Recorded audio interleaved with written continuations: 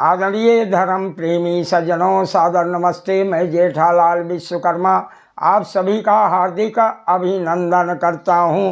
रामायण अरण्यकांड सर्ग 31। ये कथा आपको सत्य रामायण से सुनाई जा रही है। पिछले अंक में आपने सुना भयानक कर्म करने वाले रावण द्वारा वक्षस्थल और पैरों के कट जाने पर महाराज जटायु मरणासन्न होकर पृथ्वी पर गिर पड़े। तब राजा जटायु के लिए विलाप करती हुई और हा लक्ष्मण हा राम कहकर रोती हुई सीता को लेकर राक्षस राज रावण आकाश मार्ग से चला गया। अब आगे आज का प्रसंग है सीता की रावण को फटकार और रावण का उसे लेकर लंका पहुंचना।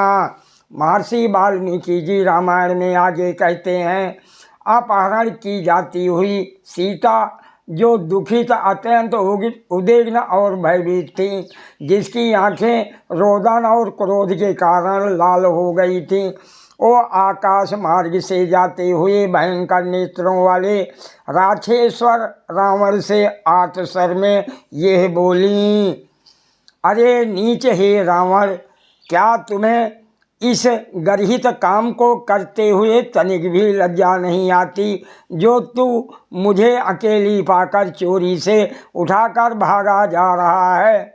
मेरा अपहरण करने से पूर्व तूने अपनी जिस सूरवीरता और बल का बखान किया था, तेरी उस सूरवीरता और बल को धिक्कार है। संसार में अपने कुल को कलंक लगाने वाले तेरे इस चरित्र को भी धिक्कार है। ऐसी दशा में जब तू मुझे लेकर अत्यंत वेग से भागा जा रहा है, कोई क्या कर सकता है। हाँ, यदि तू एक मुहूर्त भी ठहर जाए तो तू जीवित नहीं जा सकेगा। उन दोनों राजपुत्र राम लक्ष्मण की दृष्टि में पड़ते ही तू अपनी संपूर्ण सेना सहित एक मुहूर्त भर भी जीवित नहीं बच सकेगा।